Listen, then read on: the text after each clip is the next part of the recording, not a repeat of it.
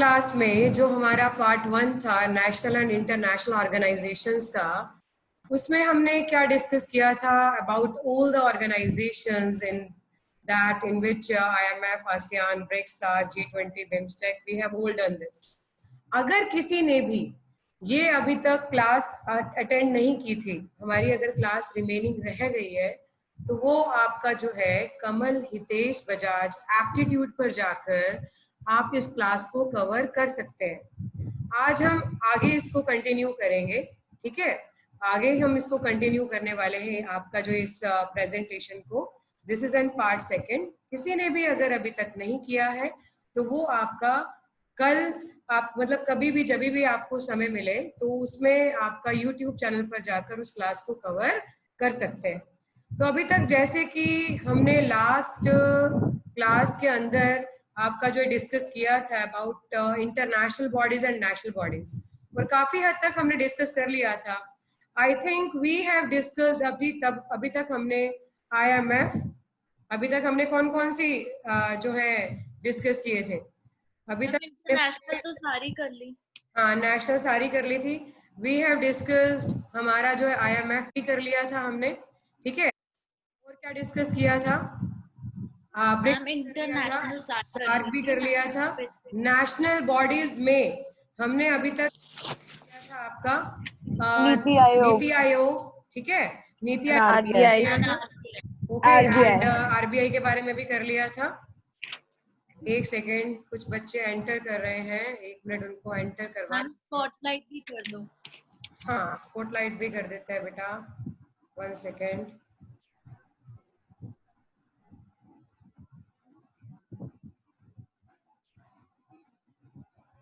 Yes, अब ठीक है। तो हमने अभी तक जो जितनी भी आपकी इम्पोर्टेंट ऑर्गेनाइजेशंस थी we have all discussed yet.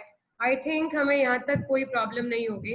हमने लास्ट जो डिस्कस किया था वो RBI के बारे में डिस्कस किया था। तो चलिए अब मैं आपसे जरा एक थोड़ा सा एक रिवाइजिंग फेज पर ले लेते हैं। मुझे जल्दी से बताइए RBI के 4 डिप्टी गवर्नर मैंने आपको कौन कौन से बताए थे? Who is going to tell me? Yes, 4 deputy RBI। BP Kanungo, Michael Patra, Mahesh Kumar Jain और एक सीट वैकेंट है। एन विश्वनाथन का टर्म क्या है? एक्सटेंड किया गया है, ठीक है बेटा? तो ये हमारे RBI के बारे में हमने 4 डिप्टी गवर्नर ये हमें जरूर लर्न होने चाहिए। चलिए एक चीज और बताई थी मैंने आपको, MSF is connected with what?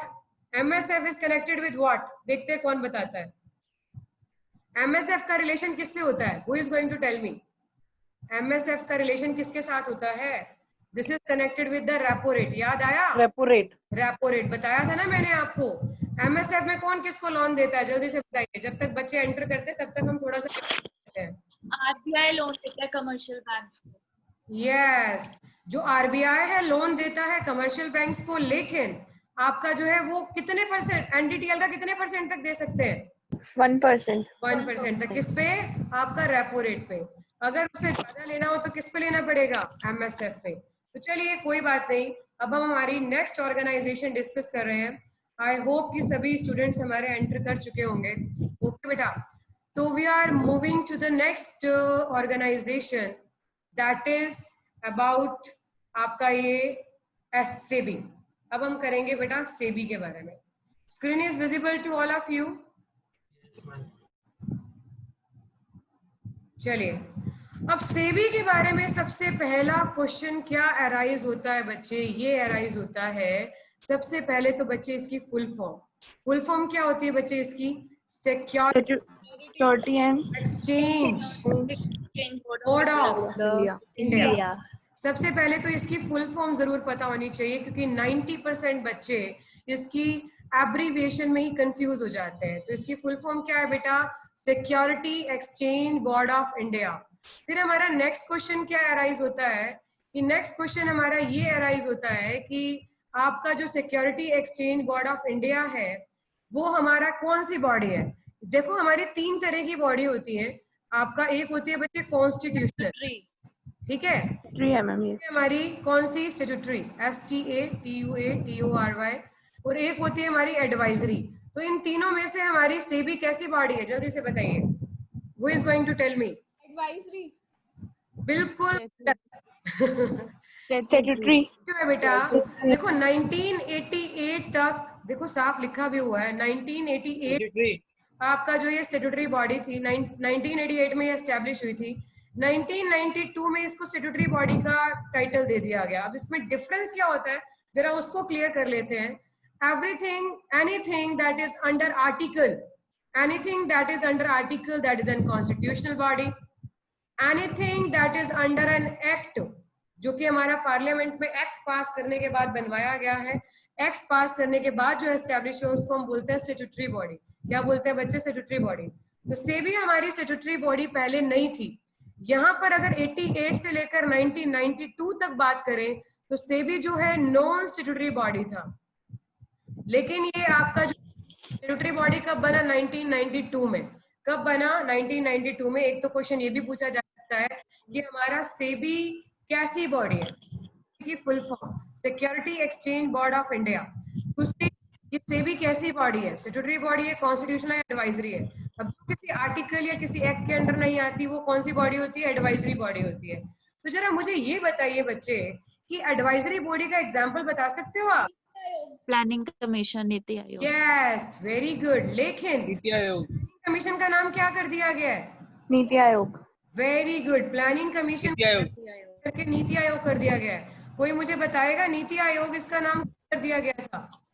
2015 first January January 2015 very good. 1 जनवरी 2015 को प्लानिंग कमीशन का नाम चेंज करके नीति आयोग कर दिया गया था। मैंने आपको ये भी बताया था कि आपका नीति आयोग के चेयरमैन कौन होंगे? Yes, prime minister. Prime minister बिल्कुल, prime minister. Prime minister will be the chairman of NITI Aayog. ये हमने सब डिस्कस किया था। तो चलिए वापस सेबी पर आ जाते हैं। हम बात कर रहे थे कि सेबी की full form security exchange board of India. SEBI was established in April 12, 1988। आपका स्टैट्यूटरी बॉडी कब बना? आफ्टर एन एक्ट कब पास हुआ? 30 जनवरी 1992। अब नेक्स्ट क्वेश्चन हमारा, इसका हेडक्वार्टर बहुत इंपॉर्टेंट है बच्चों। इसका हेडक्वार्टर हमारा कहाँ पर है? मुंबई में। हेडक्वार्टर कहाँ पर है? मुंबई में। मुंबई को तभी तो हम फाइनेंशियल कैपिटल ऑफ इंडिया कहते हैं, बिकॉज सेबी है, आपका आरबीआई है, आपका बीएससी है, ठीक है, और आपका सेबी है। इन सब के हेडक्वार्टर कहाँ पर है? नाबार्ड है। All are headquartered where?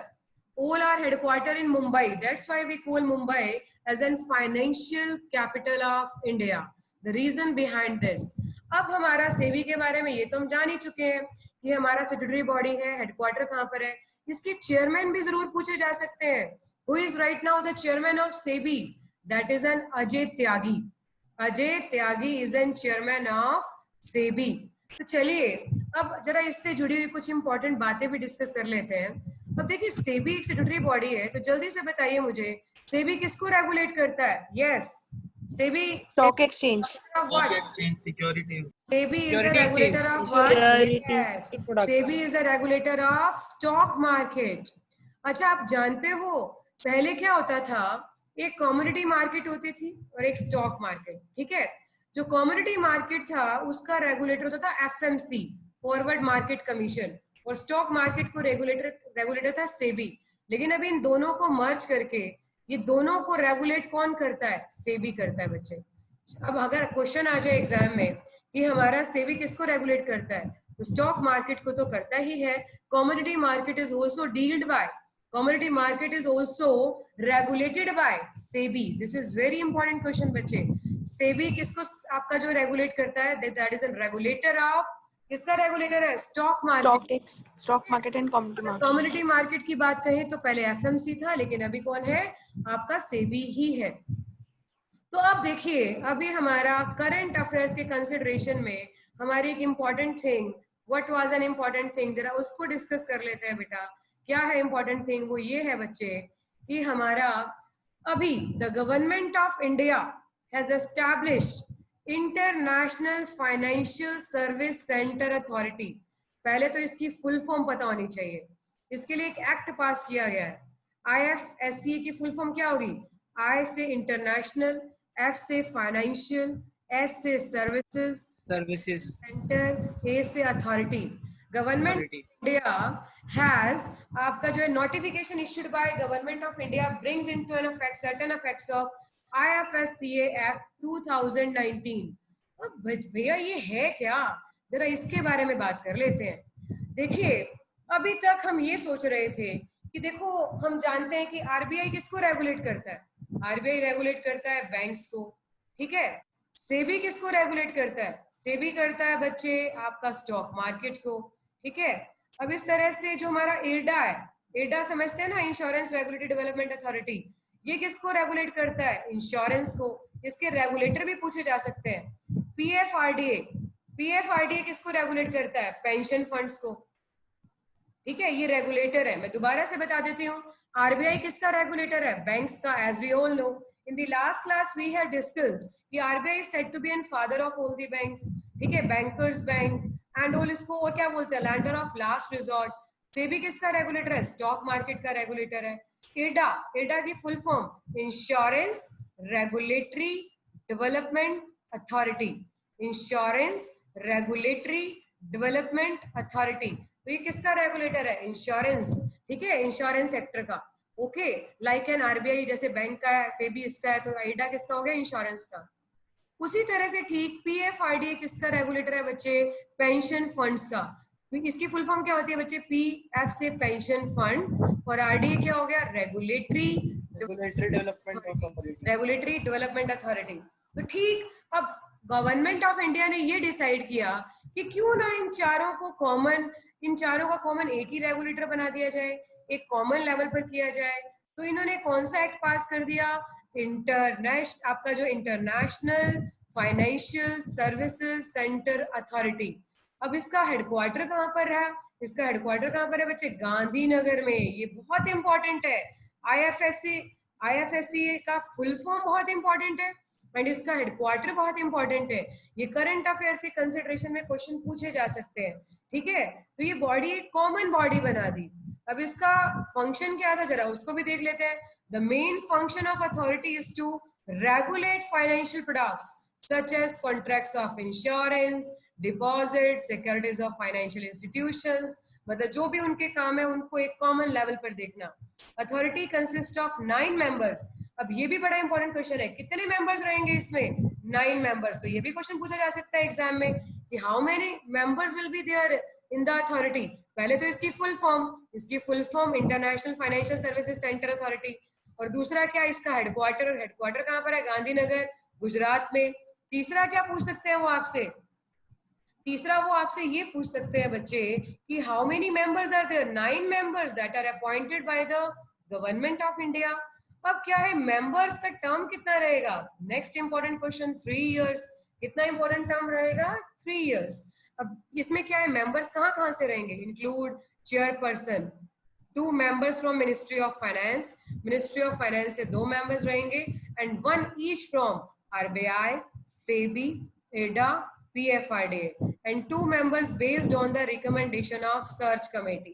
तो 9 members में 4 members तो इनके चेयरमैन हो गए, ठीक है, 2 मिनिस्ट्री ऑफ फाइनेंस से हो गए, ठीक है, और बाकी जो बच्चे सर्च कमेटी अपनी रिकमेंडेशन पर अपॉइंट करेगी। तो जल्दी से बताइए हमें सेबी के बारे में, ये सब कुछ समझ में आया जो हमारे करंट अफेयर से कंसिडरेशन में। सबसे पहला क्वेश्चन मैं आपसे पूछ रही हूँ, सेबी के फुल फॉर्म क्या है बेटा, established in 1988, ठीक है। It's a statutory or non-statutory body? तो हमारा आंसर क्या आएगा, statutory। कब बनी थी statutory body, 1992 में। headquartered where is it? Mumbai Maharashtra. बहुत अच्छे। Chairman is Ajay Tyagi. ये सब कुछ बहुत इंपॉर्टेंट है बच्चे एग्जाम के पॉइंट ऑफ व्यू से। तो हमारा जो है गवर्नमेंट ऑफ इंडिया ने कौन सी बॉडी एस्टेब्लिश की, international headquartered in Gandhinagar, Gujarat, और इसमें मेंबर्स कितने रहेंगे, 9 रहेंगे। आई होप कि हमें ये सब कुछ समझ में आ गया होगा। आरबीआई, मैम, हाँ जी बेटा, मैम PFRDA किसको रेगुलेट करता है, पेंशन फंड को करता है बेटा, PFRDA पेंशन, ठीक है बेटा, पेंशन फंड को। एनीथिंग एल्स, ओके बच्चे, यहाँ तक आई होप कि हमें सबको यहाँ तक क्लियर है। अब चलते हैं हमारी नेक्स्ट स्लाइड पे। The next slide is about Competition Commission of India. Sorry, इसको ऊपर करते हैं. Competition Commission of India, the next important organization we are going to do. Competition Commission of India. पहले तो CCI की full form, ठीक है, Competition Commission of India. दूसरा, it was formed in 14 October 2003. कब फॉर्म्ड आउट हुआ था? 2003 में. जैसे अभी सेबी के बारे में किया, 1988 में एस्टेब्लिश हुआ था एंड 1992 में स्टैट्यूटरी बॉडी बना था, क्योंकि 1988 से लेकर 1992 तक वो नॉन स्टैट्यूटरी बॉडी था. तो ये फॉर्म्ड हुआ बच्चों 14 अक्टूबर 2003 को.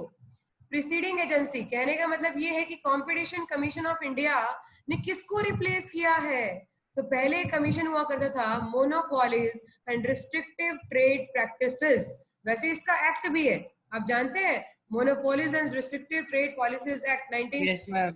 एक एक्ट भी है हमारा. उस एक्ट के अकॉर्डिंग क्या है? MRTP एक्ट बोलते हैं उसको. क्या बोलते हैं बच्चे? MRTP act. MRTP एक्ट क्या होता है? कंज्यूमर्स को एक्सप्लॉयटेशन से बचाने के लिए उसमें एक रिकमेंडेशन रहती है, MRP सेट कर दिया जाता है. हम पढ़ते हैं, अब आपका जब भी कोई भी आइटम खरीदते हैं तो सबसे पहले उसका MRP पढ़ते हैं ना हम. तो MRP की फुल फॉर्म क्या होती है? Maximum retail price. आपका इसी एक्ट के अंदर डिसाइड किया गया था, MRTP एक्ट के अंदर, कि हमारा हर एक प्रोडक्ट का एक MRP रहेगा, ताकि जो आपका प्रोड्यूसर्स हैं या कोई भी आपका शॉपकीपर है उससे ज्यादा प्राइस किसी भी कंज्यूमर से आपका गेन ना कर पाए. ठीक है, तो उनको एक्सप्लॉयटेशन से बचाने के लिए आपका ये MRTP एक्ट आया था. लेकिन अभी उसको रिप्लेस किसने कर लिया है? एक कमीशन हुआ करता था. एक्ट तो खैर है ही है, कमीशन ने किसको रिप्लेस किया? Monopolies and restrictive trade practices commission. तो CCI has replaced monopolies and restrictive trade policies practices commission. अब इसका नेक्स्ट इंपॉर्टेंट क्वेश्चन क्या आ सकते हैं कि इट इज हेडक्वार्टर्ड वेयर. तो जैसे कि अभी हमने किया, सेबी का हेडक्वार्टर कहाँ पर था? सेबी का हेडक्वार्टर महाराष्ट्र. मुंबई में. महाराष्ट्र. तो it is headquartered in new Delhi. तो जरा आप मुझे ये बताइए, अभी तक हमने जितनी भी ऑर्गेनाइजेशंस की थी, आसियान का हेडक्वार्टर कहाँ पर था? कौन बताएगा? ASEAN Jakarta. Kathmandu. Indonesia. Sorry, Jakarta. Jakarta. वो तो सार्क है. पिटाई हो गई, पिटाई. सार्क का कहाँ पर है? सार्क का काठमांडू. काठमांडू में. सार्क का कहाँ पर है? काठमांडू में. अच्छा, एक बात बताइए, ब्रिक्स का मैंने आपको बताया था कि ब्रिक्स का बैंक है NDB. NDB का हेडक्वार्टर कहाँ पर है? National development bank, new development. China में. चाइना. अरे NDB का हेडक्वार्टर चाइना. चाइना में. तो ठीक है, चाइना में मैं कहाँ ढूंढती फिरूंगी? Ma'am Shanghai. शंघाई में. कहाँ पर है बच्चे? शंघाई में. ठीक है, ये सारे हेडक्वार्टर्स सारी ऑर्गेनाइजेशन की थी ना. और बिम्स्टेक, जल्दी से बताइए, बिम्स्टेक का परमानेंट सेक्रेटरीट कहाँ पर है? बांग्लादेश. बिम्स्टेक याद है कुछ? ढाका बांग्लादेश. क्या बात है बेटा, क्या बात है, वेरी गुड. ढाका बांग्लादेश.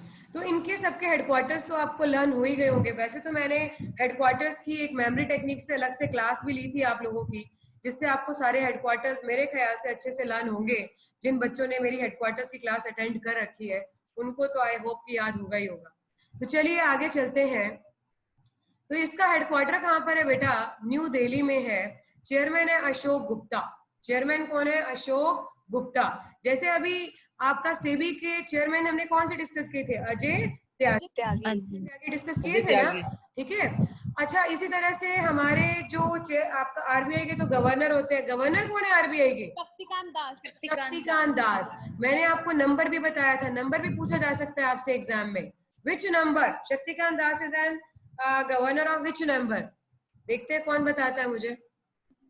चलिए मैं ही बता देती हूँ. 25th. ठीक है, 25th गवर्नर ऑफ RBI. ठीक है, तो चलिए अब आगे चलते हैं. CCI भी कैसी बॉडी है बच्चे? स्टैट्यूटरी बॉडी है. अब स्टैट्यूटरी बॉडी की एक पहचान है कि वो किसी एक्ट के अंडर बनती है. तो ये भी अंडरस्टैंडिंग आ गई होगी अब तक आप लोगों में. अगर CCI एक स्टैट्यूटरी बॉडी है तो कोई एक्ट भी होगा. तो एक्ट कौन सा है बच्चे? It was established under the provisions of competition act 2002. Provisions of competition act 2002. और एस्टैब्लिश कब हुई थी? 2003. मतलब एग्जीक्यूशन ऑफ वर्क, एग्जीक्यूशन कब शुरू किया? वो 2003 में शुरू किया। एक्ट कब पास हुआ? 2002 में पास हुआ। फिर इसको अगेन अमेंड किया गया 2007 में। अब इससे रिलेटेड और क्या क्वेश्चन पूछे जा सकते हैं? इससे रिलेटेड ये क्वेश्चन पूछे जा सकते हैं कि इसके अंदर मेंबर्स कितने होते हैं। जैसे अभी हमने किया कि IFSCA के अंदर मेंबर्स कितने होते हैं हमारे? आपका 9 ठीक है। तो वैसे ही इसके अंदर आपका कितने मेंबर्स होते हैं? It consist a chairperson 7 and 6 members appointed by the central government। उसमें भी गवर्नमेंट ने ही अपॉइंट किया था, इसमें भी गवर्नमेंट ने ही अपॉइंट किया है। कौन कितने मेंबर होते हैं? 6 members and 1 chairman। और कौन अपॉइंट करेगा? सेंट्रल गवर्नमेंट अपॉइंट करेगी। और चेयरमैन तो हम जानते हैं Ashok Gupta. And need not to learn all the members, we have to need to learn only the chairman because members are various. Okay, तो members should be learn in current affairs consideration. कोई member change हुआ हो तो वो हमें learn करने की requirement ज्यादा रहती है। फिलहाल एग्जाम में क्वेश्चन चेयरमैन के रिगार्डिंग आ सकता है कि CCI के चेयरमैन कौन से, ठीक है। फिलहाल ये भी हमें पता चल गया। अब फंक्शन क्या होता है? It is responsible for enforcing the provisions of competition act. Natural सी बात है, कंपटीशन एक्ट की आपका जो है उसकी जितनी भी हमारी उनको एनफोर्स करने के रिगार्डिंग आपका जो है जो भी प्रोविजंस है उसमें जो भी प्रोविजंस बताए गए हैं कि भाई आपका जो है मर्जर से रिलेटेड काम करना है, मर्जर करना है, एक्विजिशन करना है, ठीक है। मर्जर समझते हो? मर्जर, एक्विजिशन, तो कंपनीज मिलती हैं। अच्छा एक बात बताइए कि 3 टर्म्स होती हैं, ठीक है। When I was doing my MBA तो हमारे Amalgamation। बताया करते थे मर्जर, एक्विजिशन एंड अमलगमेशन में डिफरेंस बताया करते थे। डोंट यू वरी, मेरा भी आपका जो स्पेशलाइजेशन है वो फाइनेंस से ही है, ठीक है। तो हमारा जो है आपका मर्जर, Amalgamation तो 2 पार्टनरशिप फर्म्स का मिलना हो गया। देखो मैं आपको बताती हूँ, बिल्कुल आप कहीं ना कहीं बिल्कुल सही है, लेकिन एक लिटिल बिट पॉइंट से इन जो अमलगमेशन बेटा। मर्जर क्या होता है? मर्जर एक होता है जैसे हिंदुस्तान यूनिलीवर, ये मर्जर का एग्जांपल है जिसमें HUL। करते हैं। एक्विजिशन का एग्जांपल है जैसे वोडाफोन ने हच को एक्वायर कर लिया, वोडाफोन हैज एक्वायर्ड हच। अब वोडाफोन का ही नाम चल विप्रो का भी ले सकते हैं मैम हच का नाम तो एग्जांपल। नहीं चल रहा क्या बेटा? विप्रो का भी एग्जांपल ले सकते हैं मैम, अभी उसने ओवरटेक करा यू है can company. Have an example, बिल्कुल कह रहे हो, ठीक है, बिल्कुल सही कह रहे हो। अब अमलगमेशन में क्या होता है? अमलगमेशन में होता है कि जैसे मान लीजिए एक ऑर्गेनाइजेशन ने दूसरी ऑर्गेनाइजेशन के साथ मर्जर किया और उसको नया नाम दे दिया। जैसे महिंद्रा ने सत्यम को एक्वायर करके महिंद्रा सत्यम या कोई नया नाम रख लिया। तो जब भी जॉइंट वेंचर।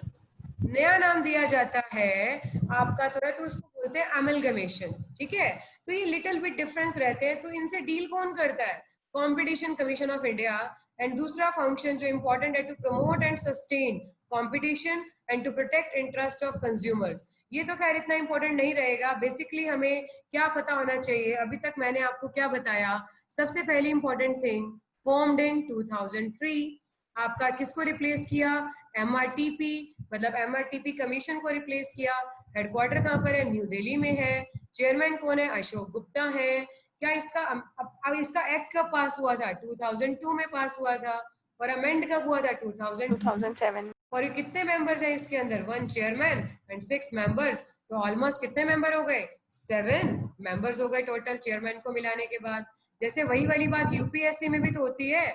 यूपीएससी में क्या होता है? 1 चेयरमैन होता है और आपका क्या होता है? 10 मेंबर्स होते हैं, ऐसा होता है ना, ठीक है। तो आपका उनको भी कौन अपॉइंट करता है? यूपीएससी मतलब यूनियन पब्लिक सर्विस कमीशन। ये भी तो कौन प्रेसिडेंट है? उनको भी तो कौन अपॉइंट करता है? सेंट्रल गवर्नमेंट के अंडर आपका प्रेसिडेंट ही अपॉइंट करता है, ठीक है। तो आपका जो है इसी तरह से ये भी एक हमारी कौन सी बॉडी? ये स्टैट्यूटरी बॉडी है। यूपीएससी तो कॉन्स्टिट्यूशनल बॉडी थी क्योंकि ये आर्टिकल के अंडर आती है। यूपीएससी तो आर्टिकल के अंडर आती है, लेकिन ये हमारी जो भी किसी, क्योंकि इसका आर्टिकल क्या है, ये 315 से आगे 323 तक हमारा आर्टिकल यूपीएससी से रिलेटेड है। ओके, तो वैसे ही हमारा ये एक्ट के अंडर है हमारा। तो एक्ट के अंडर कोई भी बॉडी आती है तो वो बच्चे स्टैट्यूटरी बॉडी होती है। This is N difference. I hope this is clear. Yes, all clear तो नहीं है ना किसी को? यस, ऑल क्लियर नहीं होना चाहिए, क्लियर चलेगा, ठीक है। अब next organisation that is very important बच्चे, IPPBI।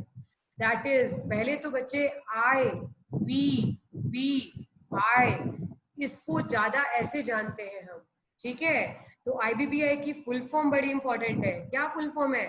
Insolvency and bankruptcy board of India.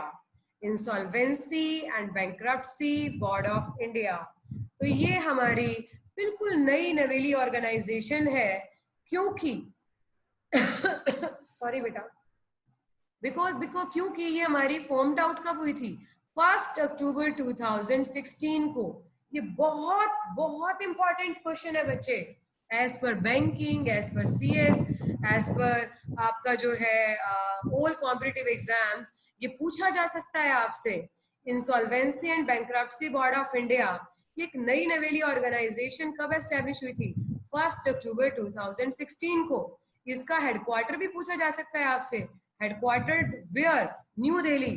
अब इनके बाद ना मैं आपको 2019 का एक फ्लैशबैक दिखाऊंगी, और उसके बाद नेक्स्ट वीक से हमारा जून करंट अफेयर्स हम शुरू कर देंगे, ठीक है।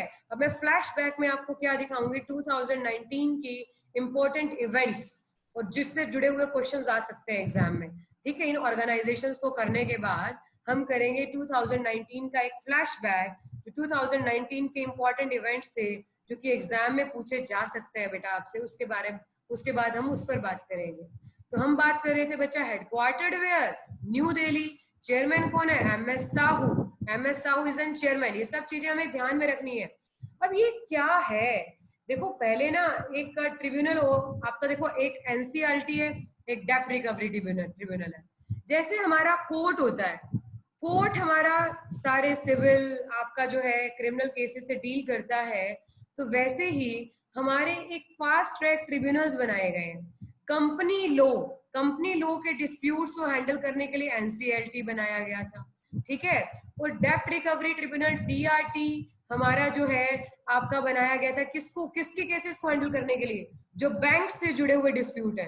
अब क्या होता था कि बैंक में कोई भी हमारी एसेट, जैसे मान लीजिए कोई भी हमारा NPA होता था। NPA समझते हो बेटा क्या होता है? NPA समझते हो क्या होता है? Non performing asset. What do you mean by NPA? Non performing assets. What do you mean by NPA? Non performing asset. बिल्कुल ठीक है। क्या NPA के बारे में आप जानते हो कि NPA आपका क्या होता है? Yes ma'am. तो ठीक है, पता चल गई आपको। NPA होता क्या है बच्चे? मैम अगर 90 डेज तक एक इन्वेस्टमेंट इंटरेस्ट वगैरह पे नहीं कर पाता है कोई भी बोरोवर, तो उसके लोन को NPA कर देता है। देखो वैसे तो अगर मैं थोड़ा डीप में जाऊं तो NPA की आपका जो है बहुत सारी चीजें हैं इसमें। ये NPA is categorized into 3, आपका सब standard, doubtful and loss asset, बहुत सारी चीजें हैं। लेकिन अब मैं ऊपर से जरा आपको एक ओवरव्यू बता देती हूँ। NPA क्या होता है? देखो मैंने आपको लास्ट क्लास में बताया था, NPA मतलब बैंक के लिए एसेट होता है लोन। तो जब उसने परफॉर्म करना बंद कर दिया तो उसको हमने कह दिया नॉन परफॉर्मिंग एसेट। अब परफॉर्म करना बंद कर दिया, कोई डांस थोड़ा जो परफॉर्म करना बंद कर देगा। परफॉर्म करने का मीनिंग ये होता है कि जब उसके ऊपर हमारा EMI आना बंद हो गया। EMI की फुल फॉर्म क्या होती है? अब कौन बताएगा? ये सारी चीजें बड़ी important. Equated monthly instalment monthly instalment नहीं, इक्वेटेड मंथली इंस्टॉलमेंट। यही 90% बच्चे इसमें गड़बड़ करते हैं। मैम यही तो बोला है। इक्वेटेड मंथली इंस्टॉलमेंट मीनिंग होता है इसका, नॉट इक्वली। अच्छा आपने इक्वेटेड बोला है? इक्वेटेड यस मैम इक्वेटेड ही बोला था। बेटा ओके, सॉरी, मेरे को हो सकता है सुनने में गलती लगी हो, कोई बात नहीं। एक बहुत अच्छी अगर बोला है तो very good. Equated monthly instalment, जब उसके ऊपर EMI आना बंद हो गया हो, भाई EMI आना ही बंद हो गया है, तो इसका मतलब क्या है कि भैया उसने परफॉर्म करना बंद कर दिया है, नॉन परफॉर्मिंग एसेट। और अब ये होता है कि मान लो किसी वजह से एक महीना नहीं दे पाए हम, आपका जो अपनी EMI मंथली इंस्टॉलमेंट नहीं दे पाए, कोई बात नहीं। दूसरे मंथ नहीं दे पाए, कोई बात नहीं। तो बैंक भी हमें सीधा आपका NPA नहीं डाल देता, बैंक भी हमें 90 डेज का टाइम देता है। 90 डेज तक देखेगा। अगर 90 डेज तक हमने नहीं दिया तो क्या करते हैं? अब देखो मान लो हमने किसी दोस्त को पैसे दिए, तो ऐसा तो नहीं होता ना बेटा कि दोस्त को हमने कहा कि भाई पैसे 2 दिन में नहीं आए, 3 दिन में नहीं आए, तो ऐसा तो नहीं है कि हम उसके घर पहुंच जाते हैं, कोई बात नहीं देख लेते हैं, 2-4 दिन में और दे देगा, देख लेंगे, 1 हफ्ता और देख लेंगे। तो बस वैसे ही इसमें भी होता है। तो वो 90 डेज का टाइम पीरियड देते हैं, फिर उसको NPA डिक्लेयर करते हैं। तो NPA 90 डेज के लिए होता है। फिर उसके बाद की कैटेगरी होती है कि एनपीए को फर्दर 3 पार्ट्स में डिवाइड करते हैं। वो होता है स्टैंडर्ड, सब स्टैंडर्ड, और एक होता है हमारा आपका डाउटफुल, और तीसरी होती है एनपीए हमारी लॉस एसेट। अब देखो, जब आपका 90 डेज के बाद अगले 1 साल तक 90 डेज, जैसे मान लो आज की तारीख हम नोट कर लेते हैं, जैसे आज जून की कौन सी तारीख है? आज जून की कौन सी तारीख है? Yes tell me. 13 जून की 13 तारीख है। 13 जून 2020 को एनपीए डिक्लेयर कर दिया मान लिया हमने, तो 2021 तक, 20 से लेकर 21 तक 1 साल तक हम सब स्टैंडर्ड में रखेंगे। फिर उससे अगले 3 साल तक उसको डाउटफुल में रखेंगे, 21 से लेकर 24 तक, मतलब अगले 3 साल तक। अगर फिर भी पैसा नहीं आया तो फिर हम लॉस एसेट में डालते हैं, कोई सीधा नहीं डाल देते उसको हम, ठीक है। तब तक हम उसके ऊपर प्रोविजन बनाते हैं, ठीक है। लेकिन वो आपका हम डीप में करेंगे जब बैंकिंग की क्लासेस होंगी। अभी फिलहाल हमें यहाँ तक आई होप समझ में आ ही गया होगा। तो हमारा एनसीएलटी किससे डील करता है? कंपनीज के जितने भी आपके जो भी डिस्प्यूट है उसको हैंडल करता है एनसीएलटी। और डीआरटी किसको हैंडल करता है बच्चे? बैंक्स के जितने भी डिस्प्यूट है, डेब्ट रिकवरी ट्रिब्यूनल के जितने भी डिस्प्यूट है उसको हैंडल करता है, ठीक है। कौन करता है? हमारा आपका डेब्ट रिकवरी ट्रिब्यूनल बैंक से रिलेटेड केसेस को डील करता है। क्योंकि बैंक में अगर मान लो कोर्ट में गए तो कोर्ट में तो सालों दर सालों चलेगी केस, तो इतने में तो इंसान बुजुर्ग हो जाएगा, इतने में तो बहुत सारा लॉस हो जाएगा। तो उसको सबको डील करने के लिए क्या किया गया है? आपका जो ये ट्रिब्यूनल्स बनाए गए हैं, इनको एक तरह से फास्ट ट्रैक कोर्ट्स भी कहते हैं हम भाई, ताकि जल्दी से हमारा केस हैंडल हो सके, ठीक है। तो अब इनके केसेस से डील करता है कौन? Insolvency and bankruptcy board of India. It handles the cases using 2 tribunals, NCLT and DRT, ठीक है। इन दोनों के जुड़े हुए इंसॉल्वेंसी से रिलेटेड केसेस को डील कौन करता है? आईबीबीआई डील करता है, ठीक है बच्चे। जल्दी से बताइए, हमें यहाँ तक समझ में आया? यस और नो? Yes ma'am. किसी को कोई डाउट तो नहीं है बेटा यहाँ तक? यस, कोई भी डाउट है तो आप मुझसे पूछ सकते हैं बच्चे, there is no problem. I am here to resolve your old, आपका जो है, मैं आपके डिस्प्यूट को रिजॉल्व करने के लिए यहाँ पर हूँ। अगर आईबीबीआई आपका डिस्प्यूट को रिजॉल्व करने के लिए, एनसीईआरटी एंड डीआरटी के लिए, तो समझिए I am here to resolve your dispute regarding any doubt, ठीक है। तो हमारा आपका जो एक तो क्वेश्चन ये आ सकता है कि किसके केसेस को हैंडल करता है? NCERT and DRT. अब दूसरा क्वेश्चन कि IBBI is having how many members? So IBBI is having 10 members, ठीक है, including representative from ministries of finance, law, corporate affairs and RBI, ठीक है। तो IBBI में कितने members होते हैं? ये भी बड़ा important है। How many members are there? 10 members are there। लेकिन इसमें कुछ whole time member भी हैं जो हमेशा रहेंगे, तो उनका नाम तो हम हमेशा याद रख ही सकते हैं। जैसे हेडक्वार्टर कभी चेंज नहीं होता, तो हेडक्वार्टर याद करने में हमारा कोई नुकसान नहीं है। हेडक्वार्टर याद करने में कोई नुकसान है हमारा? नहीं है, क्योंकि हेडक्वार्टर हमेशा सेम ही रहेगा। तो वैसे ही इसका भी आपका जो है मेंबर्स वगैरह जो होल टाइम मेंबर है उसको भी लर्न करने में हमारा कोई नुकसान नहीं है, क्योंकि वो हमेशा हमारे रहेंगे ही रहेंगे, ठीक है। तो हमारे जो इसके होल टाइम मेंबर्स है वो कौन कौन है? Mrs Suman Saxena, Navrang Saini and Mukulita Vijayawargiya. ये हमारे जो है 3 whole time members of IBBI है। सुमन सक्सेना, नवरंग सैनी एंड मुकुलिता विजया वर्गिया, ठीक है। ये हमारे कौन है? 3 आपके जो है होल टाइम मेंबर्स हैं किसके? आईबीबीआई के। तो अब अगर आपसे पूछा जाए कि IBBI was establish in which year, तो आई होप हम बता देंगे कब एस्टैब्लिश हुआ था। 1 अक्टूबर 2016 को। हेडक्वार्टर भी बता दोगे न्यू दिल्ली में, चेयरमैन भी बता दोगे MS साहू। फिलहाल अभी तक तो MS साहू है, अगर कुछ भी चेंज होता है तो वो तो हम current affairs every week discuss करेंगे ही करेंगे बेटा, ठीक है। Is it clear? समझ में आया यहाँ तक? चले आगे? यस और नो? Yes ma'am. बेटा तो चलिए अब हम चलते हैं आगे नेक्स्ट ऑर्गेनाइजेशन पर। Yes, we are having next organization, that is an institute.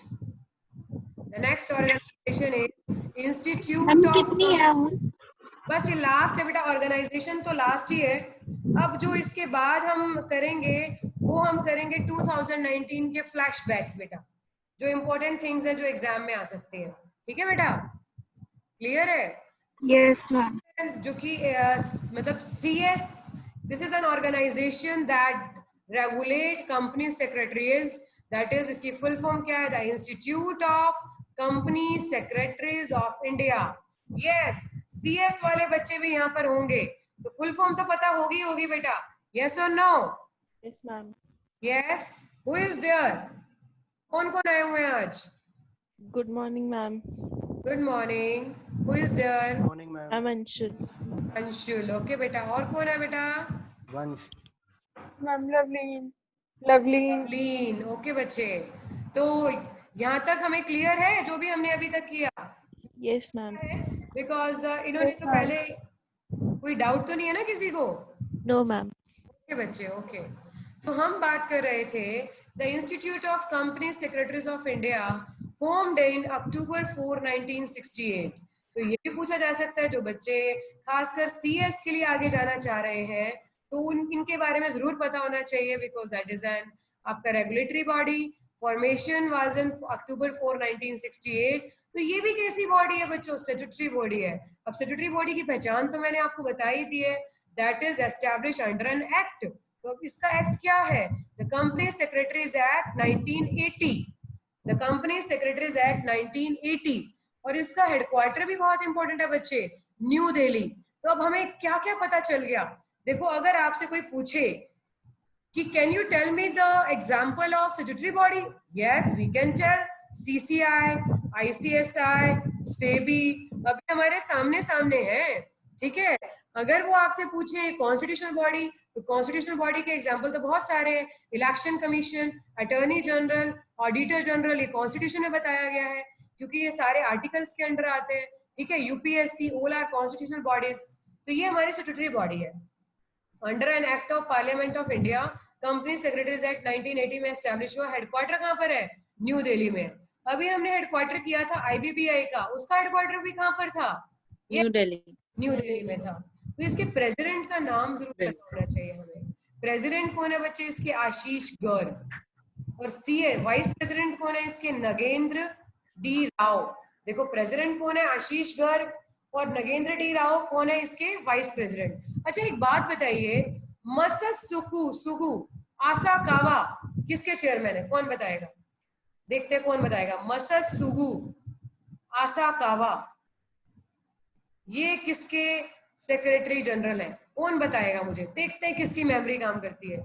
मसत्सुगु आसाकावा, मैंने अपनी प्रीवियस क्लासेस में बता रखा है।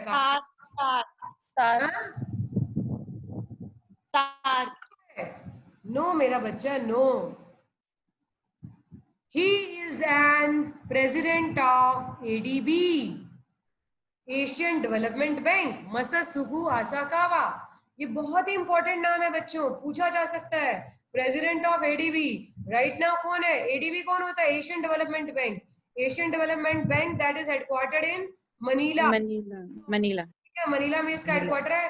पर्टिकुलर अगर आ जाए तो मंडलियोंग, आजकल मंडलियोंग ज्यादा आ रहा है। मंडलियोंग पर्टिकुलर जगह का नाम हो गया। जैसे मैम ADB की फुल फॉर्म?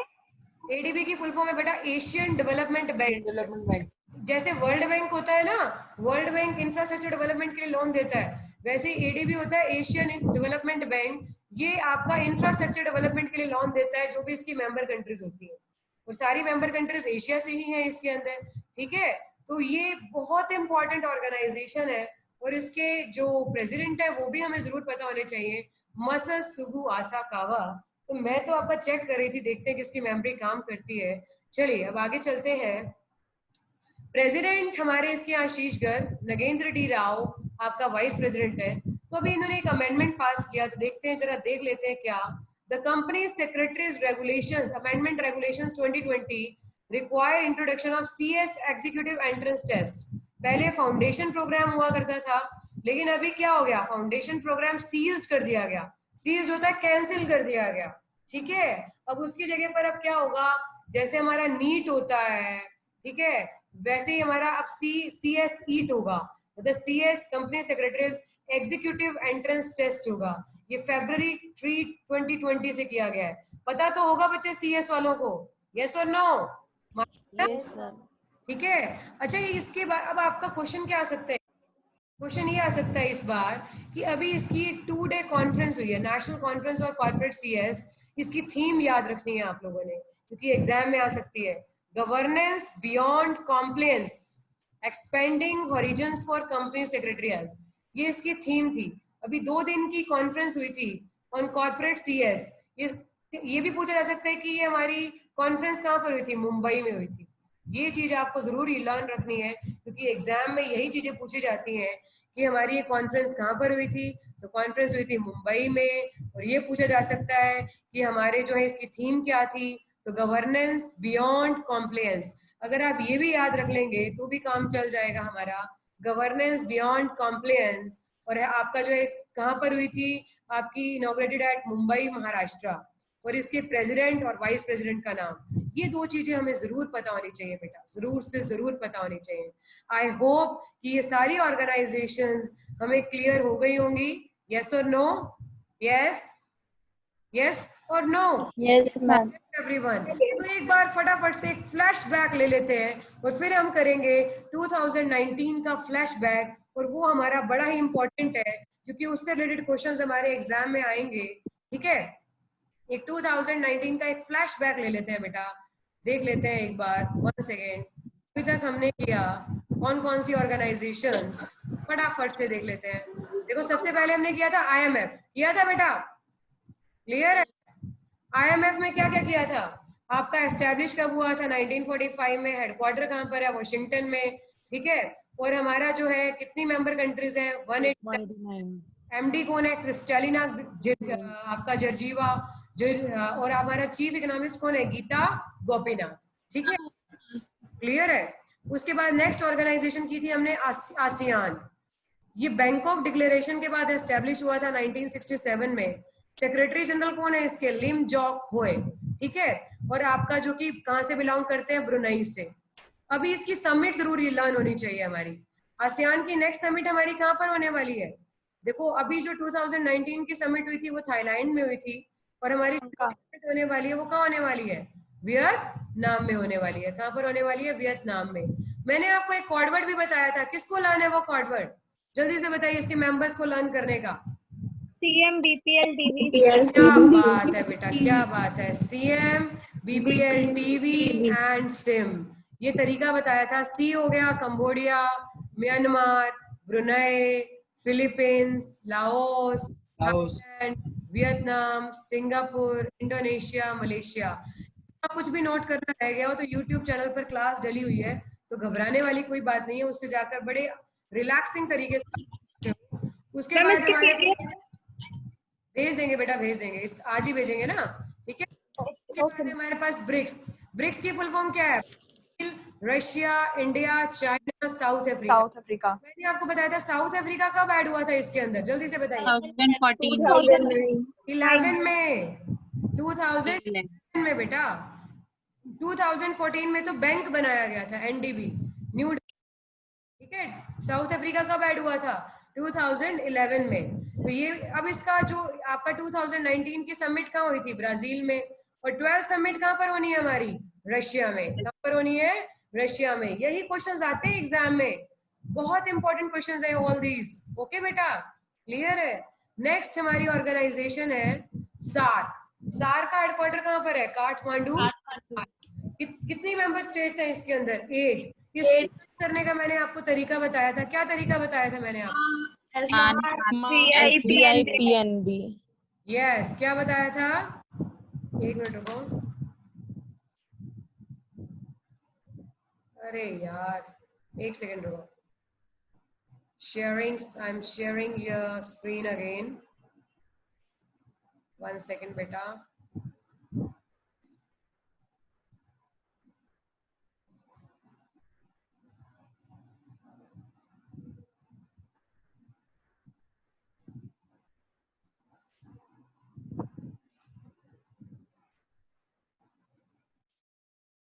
एक मिनट रुको बेटा।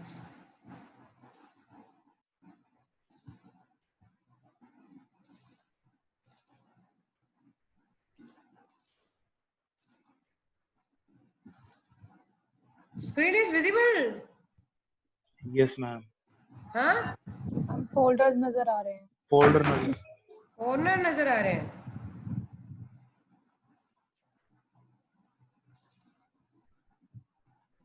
एक सेकंड रुको बेटा.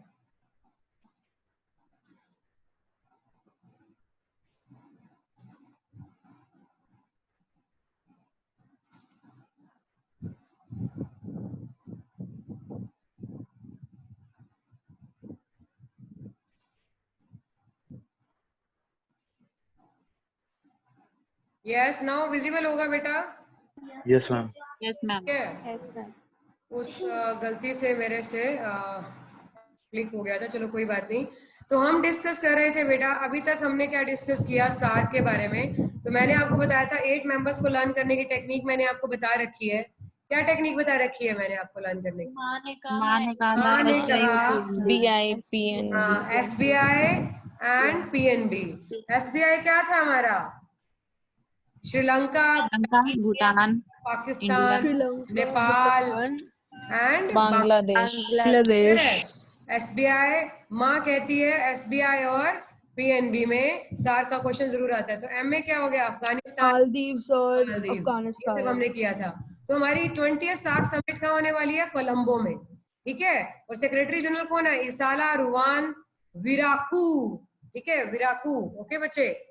तो हमारी नेक्स्ट ऑर्गेनाइजेशन है हमारे पास, दैट इज नेक्स्ट ऑर्गेनाइजेशन कौन सी डिस्कस की हमने? नेक्स्ट ऑर्गेनाइजेशन हमने डिस्कस की थी G20. इससे रिलेटेड क्वेश्चन जरूर आएगा एग्जाम के अंदर. That is my promise to you. किस भी एग्जाम में जरूर आ सकता है इससे रिलेटेड. ठीक है. तो ये एस्टैब्लिश कब हुआ था? 1999 में. एक बात मैंने आपको नहीं बताई थी कि ये कौन सा एक क्राइसिस था जिसके बाद G20 को एस्टैब्लिश करने की नीड पड़ी. जरा मैं उसके बारे में बात कर लेती हूँ आपसे. देखो हमारा एक जैसे G7 एक ऑयल क्राइसिस के बाद एस्टैब्लिश हुआ था. ठीक है. ऑयल क्राइसिस हुआ था बच्चे हमारा 1973 में और G7 एस्टैब्लिश हुआ था 1975 में. फिर क्या हुआ? 1976 में इसको G8 बना दिया गया. 1976 में इसको क्या बना दिया गया? G8 बना दिया गया. ठीक है. अब उसके बाद क्या हुआ? 1976 में इसको G8 बना दिया गया.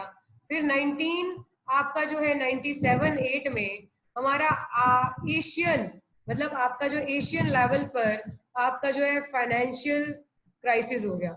एशियन मतलब स्टॉक मार्केट में फाइनेंशियल क्राइसिस हो गया, जिसमें सबसे ज्यादा नुकसान जिसकी शुरुआत हुई थी थाईलैंड से.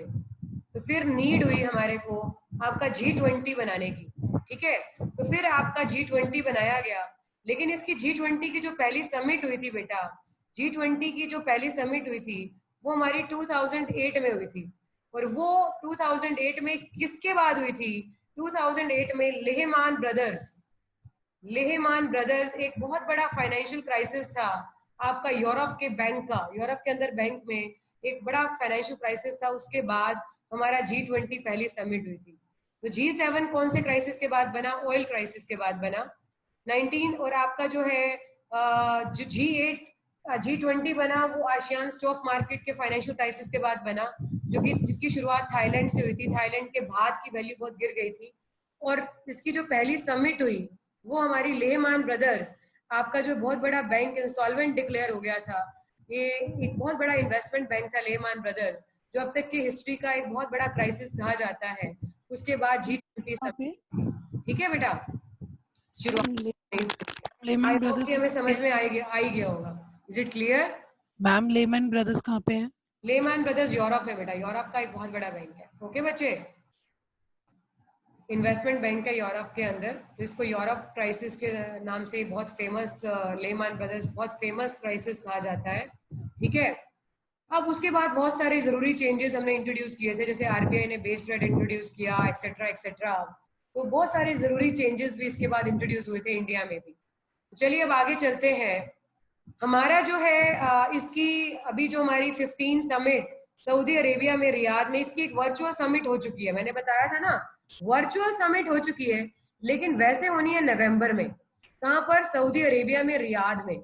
ठीक है. और इसको लीड कौन करेंगे? नेचुरल सी बात है, जो वहाँ के किंग है सलमान बिन अब्दुल अजीज अल सऊद.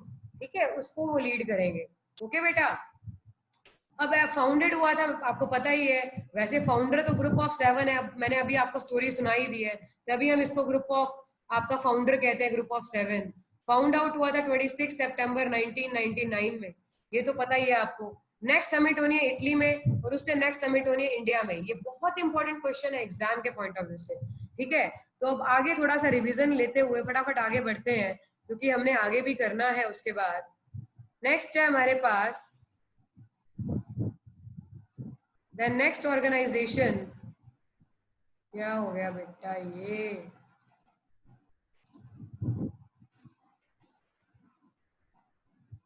हम क्लोज करके वापस ओपन नेक्स्ट ऑर्गेनाइजेशन जो हमारे पास है वो ये है बेटा, बिम्स्टेक। बिम्स्टेक किया था हमने, ठीक है। बिम्स्टेक की मेंबर कंट्रीज लर्न है ना आपको, Bangladesh, Bhutan, India, Nepal, Myanmar, Thailand, Sri Lanka. जो हमने सार्क किया था ना, सार्क में से अफगानिस्तान को निकाल देना है। किसको निकाल देना है? अफगानिस्तान और पाकिस्तान को निकाल देना है, और उसकी जगह पर ऐड किसको कर लेना है? म्यांमार और थाईलैंड को ऐड कर लेना है। इसके अंदर 7 कंट्रीज है, ये याद रखना है बेटा, सिर्फ इतना ही चेंज करना है आप लोगों ने।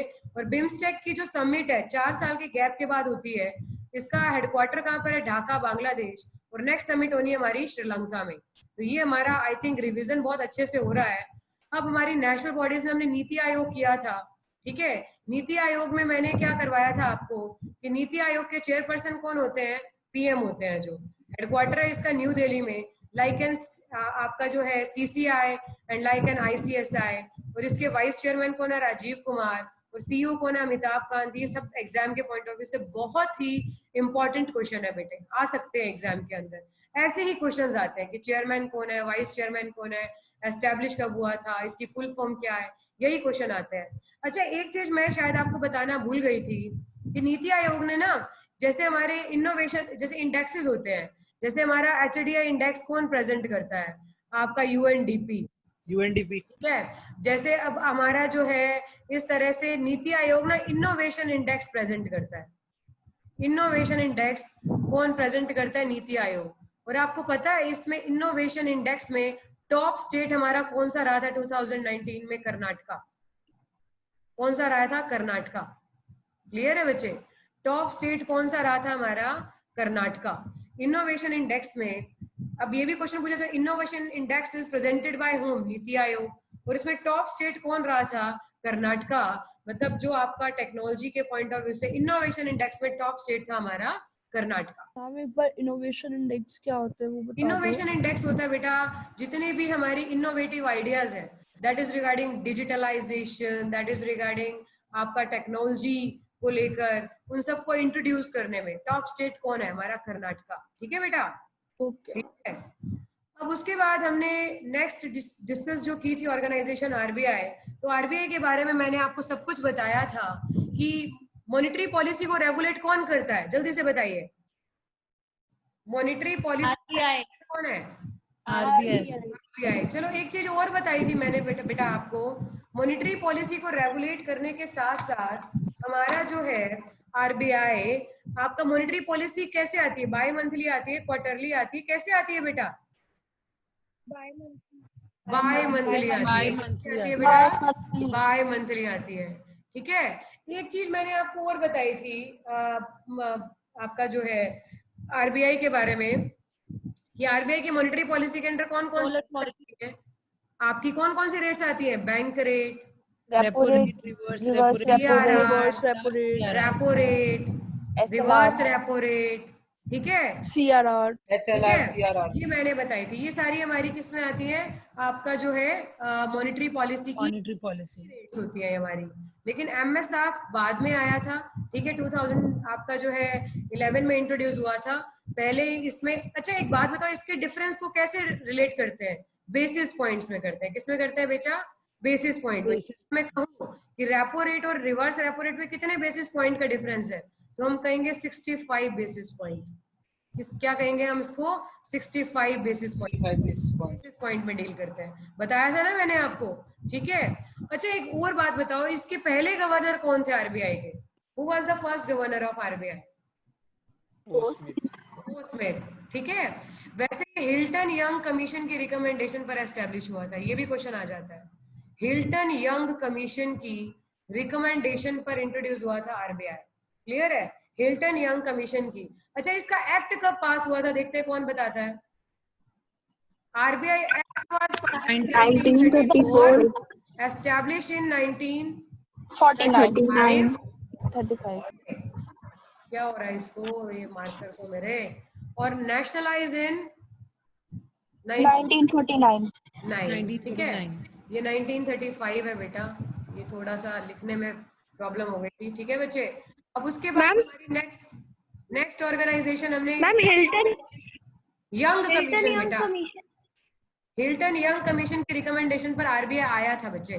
ठीक है बेटा, उसके बाद देखिए फिर हमने ये डिस्कस किया था कि committee has recommended universal financial access, जिसमें हर विलेज के अंदर फाइनेंशियल सर्विसेज प्रोवाइड किए जाएंगे in the radius of 5 kilometre.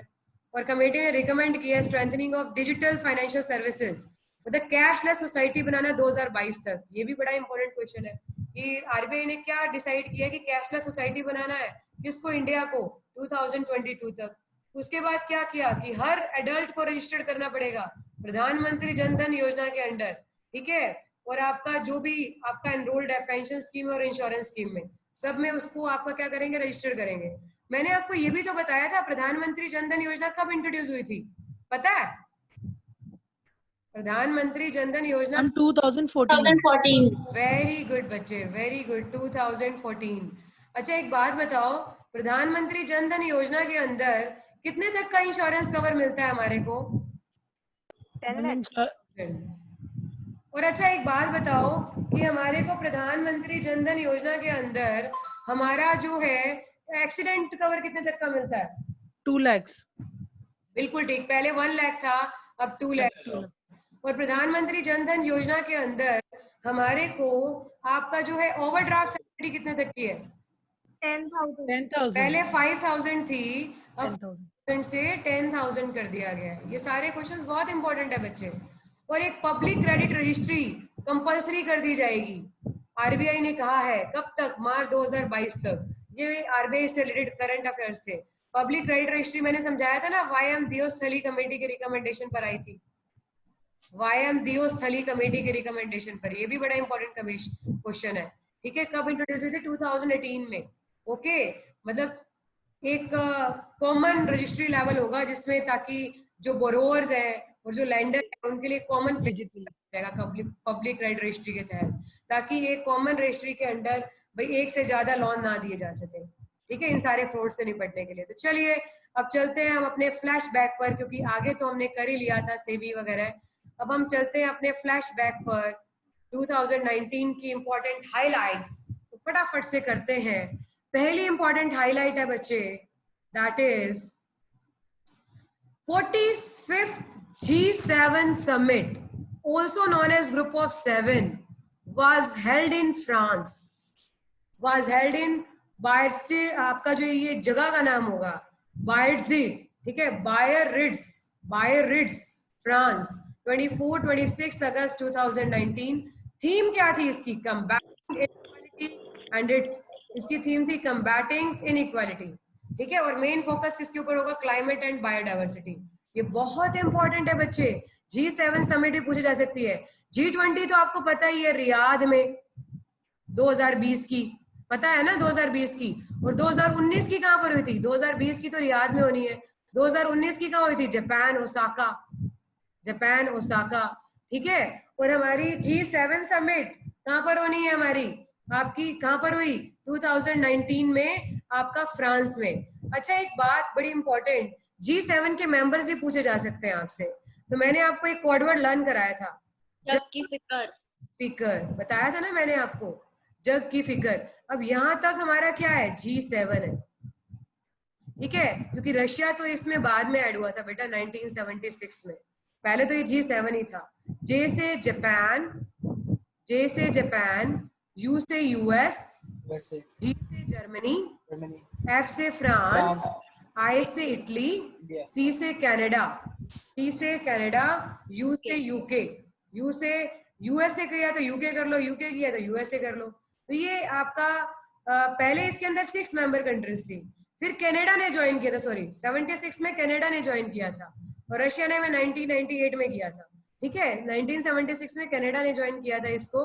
मतलब कहने का मतलब है पहले क्या था, 6 कंट्रीज थी, फिर कौन ऐड हुआ, कनाडा ऐड हुआ, फिर बाद में कौन ऐड हुआ, रशिया ऐड हुआ। बस इतना याद रखना है आप लोगों को।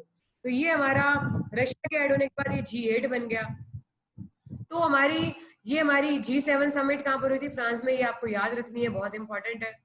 फिर ये Rajnath Singh becomes the first defence minister to fly LCA, light combat aircraft. इसकी फुल फॉर्म पूछी जा सकती है, लाइट कम्बाट एयरक्राफ्ट। आपका ना एक हमारा ये बड़ा स्पेशल वर्जन है तेजस, जो इंडिजिनस आपका जो है आपका क्या कहा जाता है, इंडिजिनस समझते हो? इंडिजिनस मतलब हमारे अपनी कंट्री में बनाया गया, हमारे अपनी कंट्री के इंजीनियर्स ने बनाया इसको। तो राजनाथ सिंह हमारी हिस्ट्री के पहले डिफेंस मिनिस्टर बने जिन्होंने इसको उड़ाया।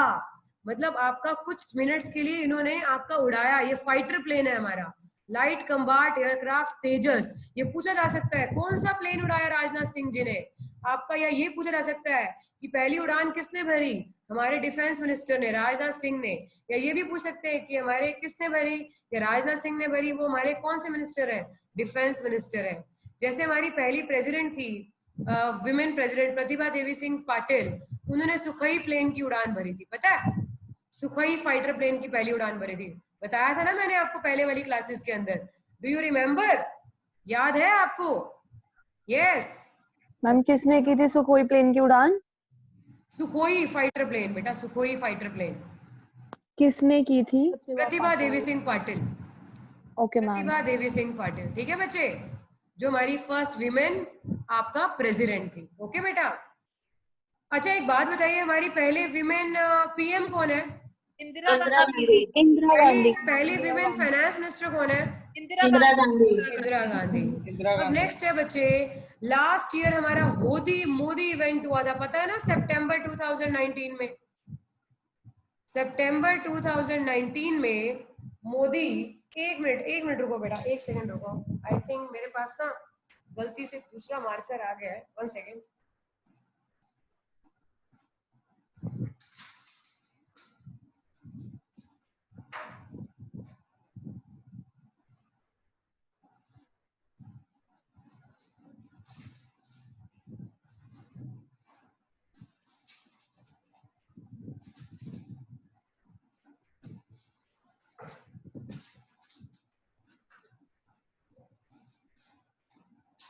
यस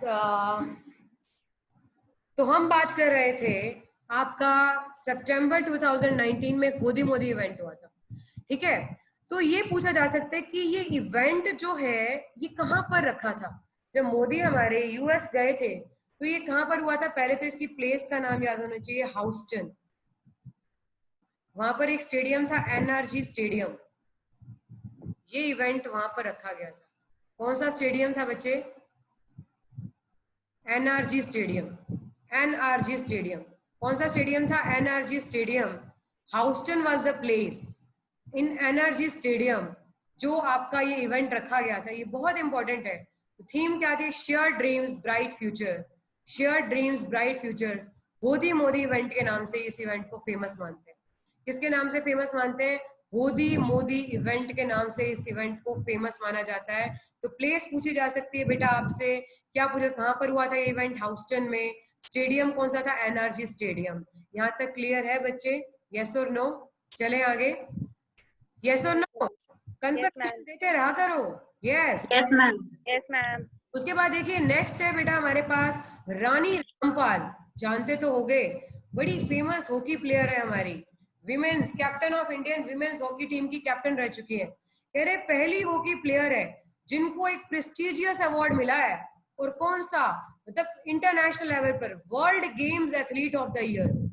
ये बहुत ही इंपॉर्टेंट आपका जो है इवेंट है, मतलब आपका ये अवार्ड है जो कि किसको दिया गया है? रानी रामपाल को।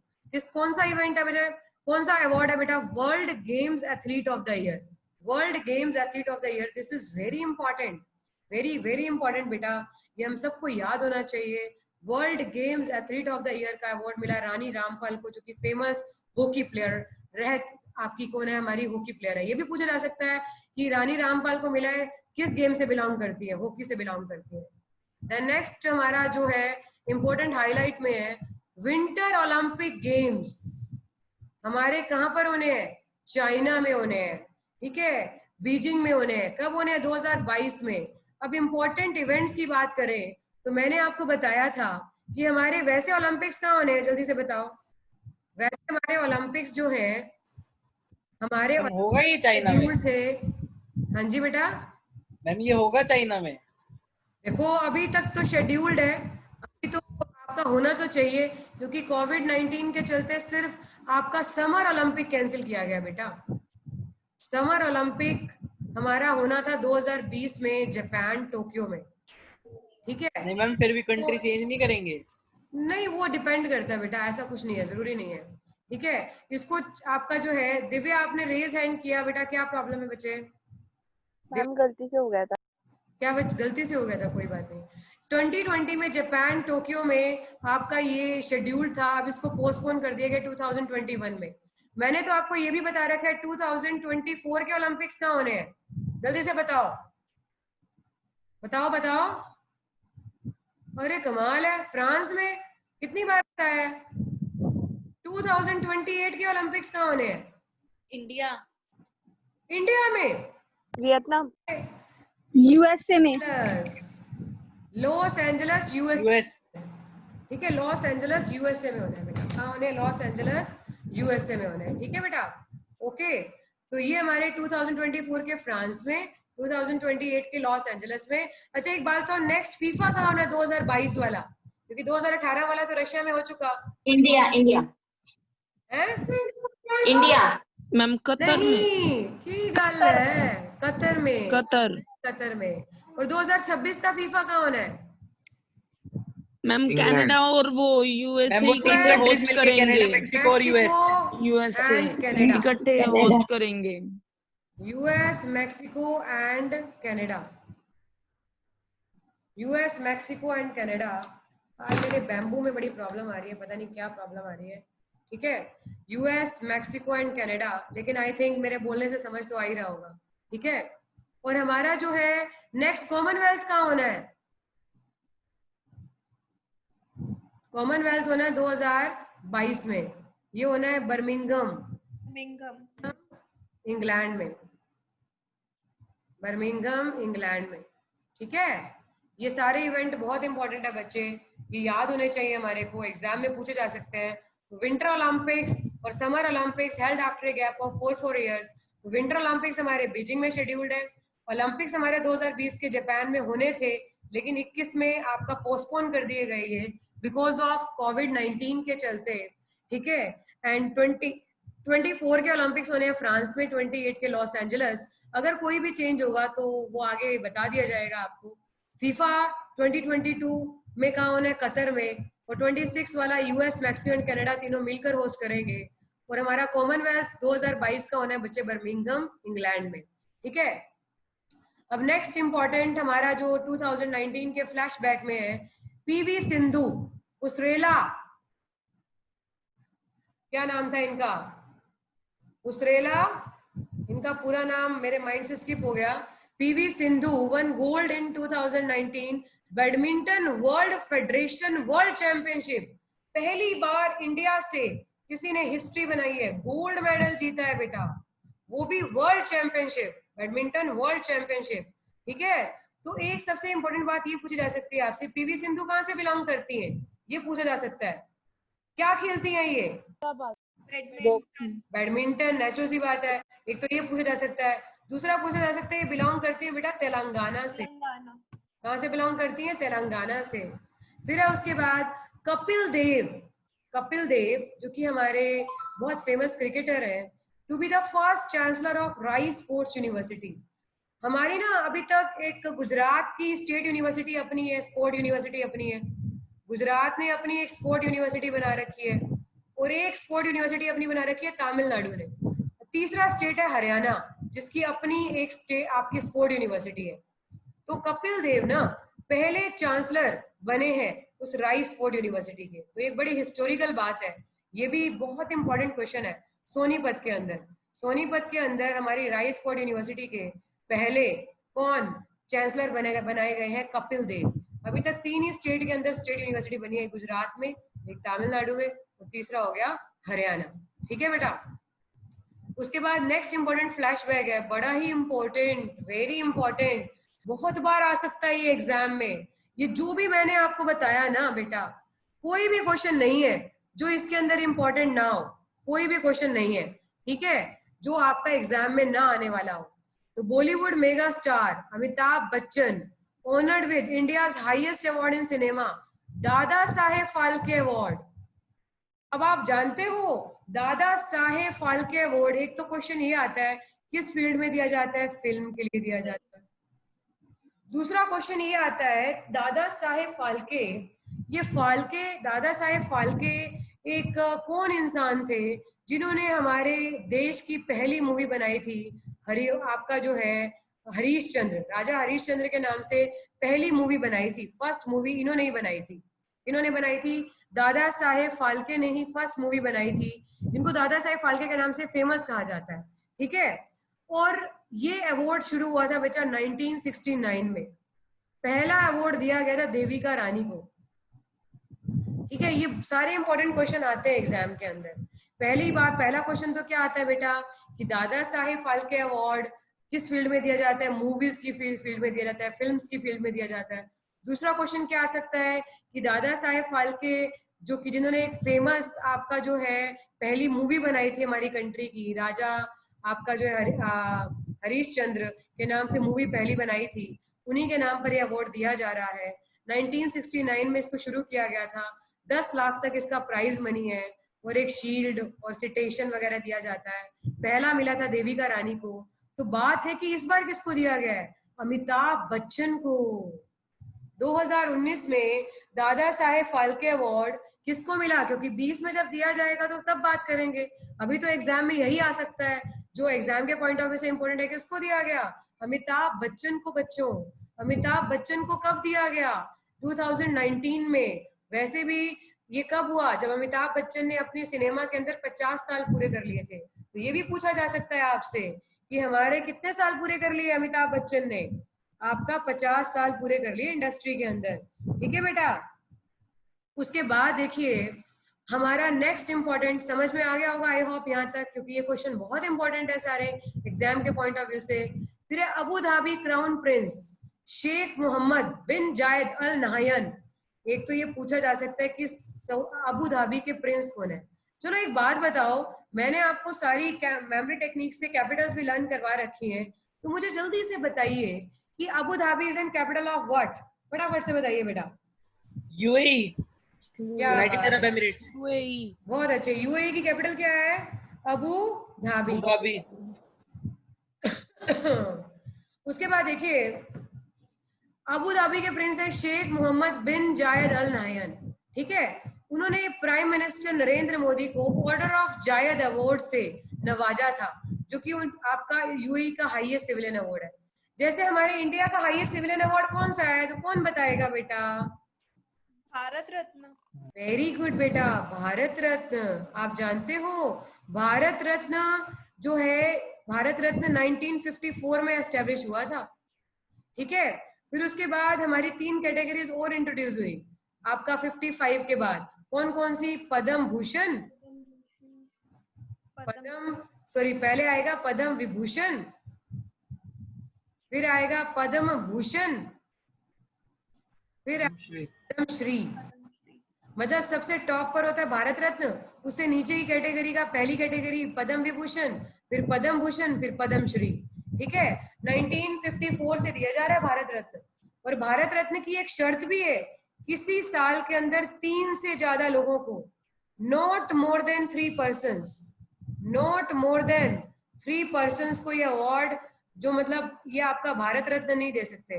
पद्म विभूषण, भूषण श्री की तो कोई लिमिट नहीं है, लेकिन Bharat Ratna not more than 3 person नहीं दे सकते, ठीक है। निकल जा, निकल जा। आपको याद होगा, प्लीज म्यूट कर दीजिए। जैसे कि याद होगा भारत रत्न हमारा लास्ट ईयर किसको दिया गया था? प्रणब। आपकी आवाज नहीं आ रही बेटा, म्यूट करोगे तभी तो आएगी ना। लास्ट ईयर जो दिया गया था प्रणब मुखर्जी और किसको दिया गया था? आपका जो है हमारे प्रणब मुखर्जी के अलावा नाना देशमुख और भूपेन हजारिका।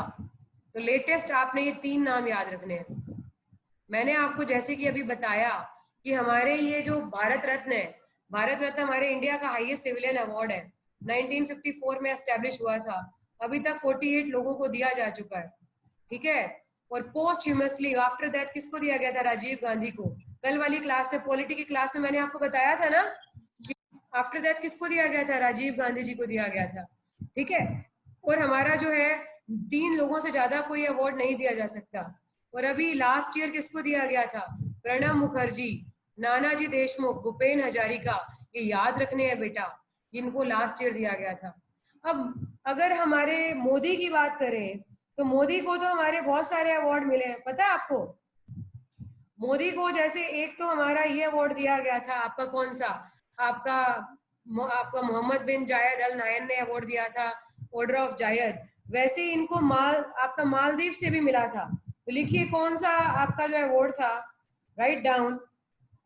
ये भी पूछा जा सकता है। ये 3 अवार्ड आपका मोदी को लास्ट ईयर मिले थे, जो कि बहुत इंपॉर्टेंट है हमारे लिए।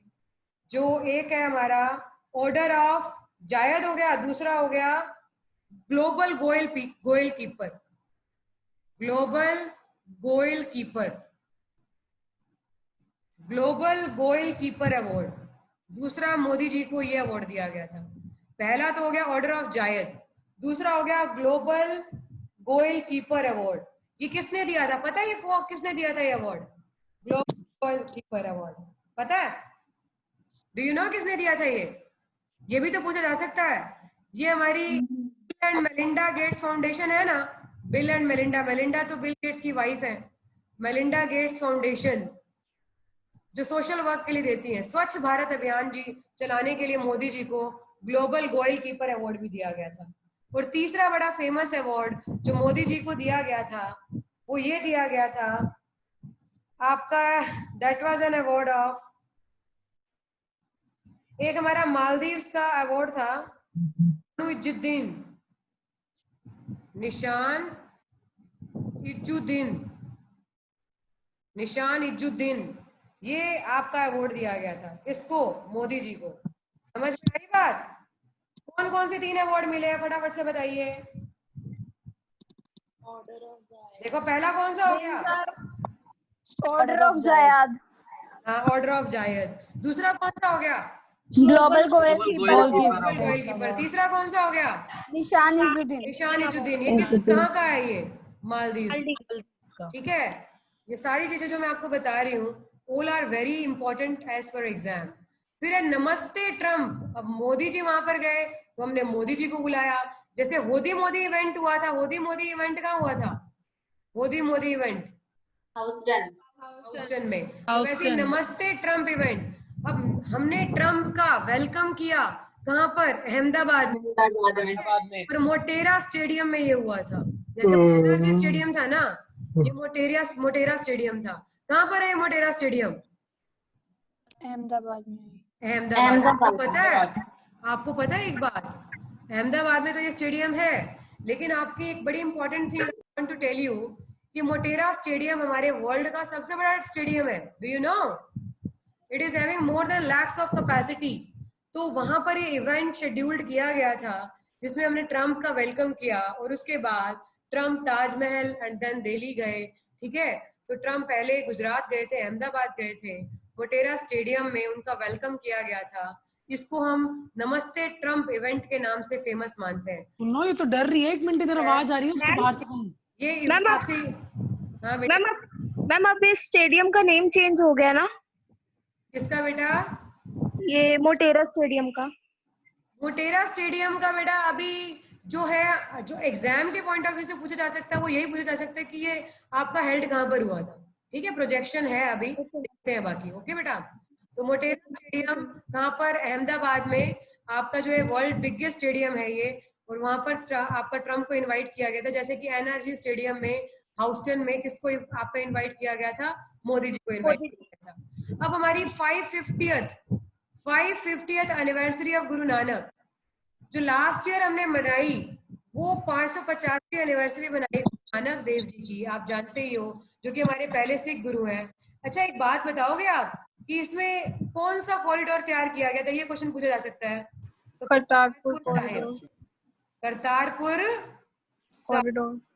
ये कॉरिडोर तैयार किया गया था, जो कि हमारे इंडिया के अंदर हमारा गुरदासपुर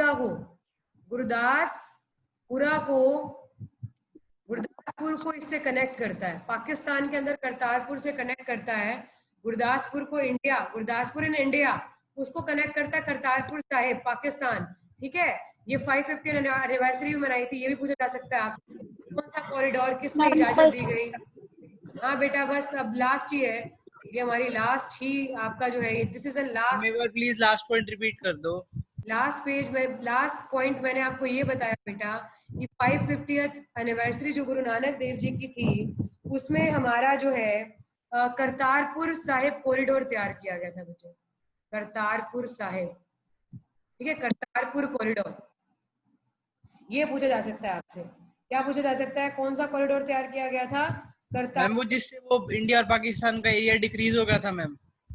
एरिया डिक्रीज नहीं हुआ था बेटा, रास्ते खोल दिए गए थे, इनॉग्रेशन किया गया था। इसमें एक कनेक्शन हमारा ना डेरा बाबा नानक इन गुरदासपुर डिस्ट्रिक्ट को ना कनेक्ट किया था। किससे कनेक्ट किया था?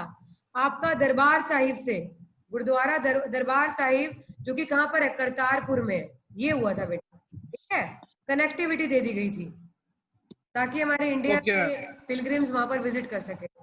अब लास्ट जो है, दिस इज वेरी इंपॉर्टेंट बेटा, last slide for today, iconic tourist sites initiative. Government ने अभी रिसेंटली लॉन्च किया आइकॉनिक टूरिस्ट साइट इनिशिएट किया है। इस इनिशिएटिव के अंडर 17 आइकॉनिक टूरिस्ट साइट्स आपकी जो है डिसाइड की गई हैं। ठीक है, टूरिज्म को बढ़ावा देने के लिए वर्ल्ड क्लास टूरिस्ट डेस्टिनेशन बनाए जाएंगे इसको, ताकि जो है इससे टूरिज्म को बढ़ावा मिले हमारे इंडिया के अंदर। ठीक है, और कौन कौन सी साइट्स है ये पूछा जा सकता है, कौन कौन सी साइट है आइकॉनिक टूरिस्ट साइट में? ताजमहल फतेहपुर सीकरी जो कि यूपी में है। ठीक है, अजंता एलोरा की गुफाएं जो कि महाराष्ट्र में है, Humayun Tom, Qutub Minar, red fort जो कि दिल्ली में है, कोलवा बीच जो कि गोवा में है, आमेर फोर्ट जो कि राजस्थान में है, सोमनाथ टेम्पल एंड धूलावीरा जो कि गुजरात में है, खजुराहो टेम्पल जो कि कहाँ पर है? मध्य प्रदेश में है, हम्पी जो कि कर्नाटका में है, महाबलीपुरम तमिलनाडु में है, काजीरंगा जो कि असम में है, आपका कुमाराकोम जो कि केरला में है, और महाबोधि टेम्पल जो कि कहाँ पर है? बिहार में है। तो बच्चा सबसे पहले इनको घूमना है हमने, because this is Indian sites, clear है, जिनको आइकॉनिक टूरिस्ट साइट्स आपका जो है डेवलप किया जाएगा। ये 17 साइट्स गवर्नमेंट ऑफ इंडिया ने डिसाइड किया है, जिसको हम वर्ल्ड क्लास टूरिस्ट डेस्टिनेशन बनाने वाले हैं आने वाले कुछ सालों तक। आई होप कि हमारे हरियाणा में कुछ नहीं है? अब नहीं, अभी तक तो नहीं है बेटा। हरियाणा में मैं एक चीज और आपको बताती हूँ। अभी ना हमारा एक बजट आया था ना, तो बजट में राखी गढ़ी, ये हमारी कल्चरल साइट्स के तौर पर इंट्रोड्यूस की जाएगी हिसार के अंदर। मतलब 5 कल्चरल साइट्स बनाई जाएंगी, जिसमें राखी गढ़ी को आपका जो है आपका जो इंट्रोड्यूस किया जाएगा। ये बड़ा इंपॉर्टेंट पॉइंट है। हम कहाँ पे? ये हिसार में? ये हिसार में है बेटा, हिसार में। ये बड़ा इंपॉर्टेंट पॉइंट है। क्या बच्चे? हाँ, ये साइट मैंने उसके अंदर बताई थी, लेकिन 5 आर्कियोलॉजिकल साइट में ना, एक तो राखी गढ़ी है और एक शिव सागर है। मतलब 5 साइट्स को ना आइकॉनिक साइट बनाना है हमने। ये है iconic site, iconic site archaeological, 5 archaeological location को आइकॉनिक साइट बनाया जाएगा। ठीक है, और ये आपका जो है आइकॉनिक साइट आर्कियोलॉजिकल साइट में एक राखी गढ़ी इन्वॉल्व किया है। आपने पूछा तो मुझे ध्यान आ गया। ठीक है बेटा, जिसमें एक असम शिव सागर वाला है, एक शिव सागर है असम में, क्या हो गया आपको, और एक है हमारा धोलावीरा, और तीसरा है हमारा आपका जो है हस्तिनापुर,